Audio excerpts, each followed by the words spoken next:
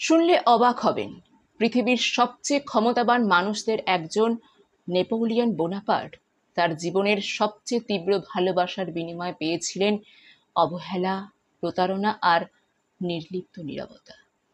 Napoleon যে নারীকে তার সমগ্র সাম্রাজ্য পর্যন্ত দিয়ে দিতে চেয়েছিলেন, সেই জোসেফিন বোনাপার্ট কখনোই তাকে সেই মাত্রার ভালোবাসা ফিরিয়ে দেননি।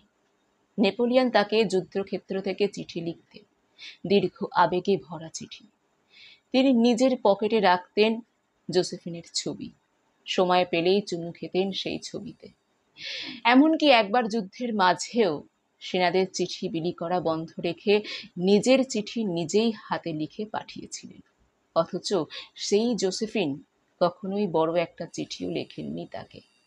নেপোলিয়ন একবার করুণভাবে বলেছিলেন, আর একটু বড় চিঠি লিখো, যেন পড়ে ফেলতে না ফেলতেই শেষ না হয়ে যায়। জোসেফিন লেখেননি। তবুও নেপোলিয়ন তাকে বিয়ে করেছিলেন, বয়সে বড়, বিধবা এবং 2 সন্তানের জননীকে, পরিবারের আপত্তি উপেক্ষা করে। তিনি জানতেন ভালোবাসা সহজ না, কিন্তু এমন বিশ্বাসঘাতকতা!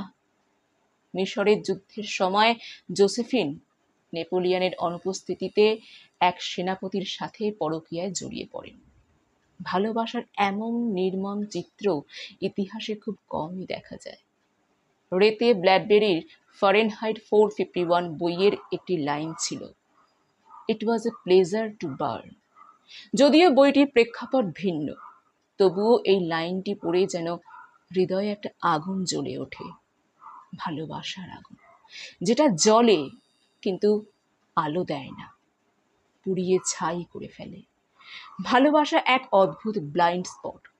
আপনি কাকে ভালোবাসবেন বা বাসবেন না সেটা আপনি ঠিক করতে পারেন, কিন্তু কে আপনাকে ভালোবাসবে সেটা আপনার হাতে থাকে না।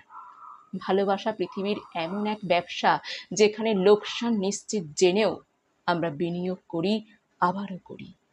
ভালোবাসা এমন এক খেলা যার ফলাফল আগেই জানা, তবুও খেলা থামাতে মন চায় না। মাঠে পড়ে থাকতে ইচ্ছা করে, রক্তাক্ত হলেও আর একটু এগিয়ে যেতে ইচ্ছে করে।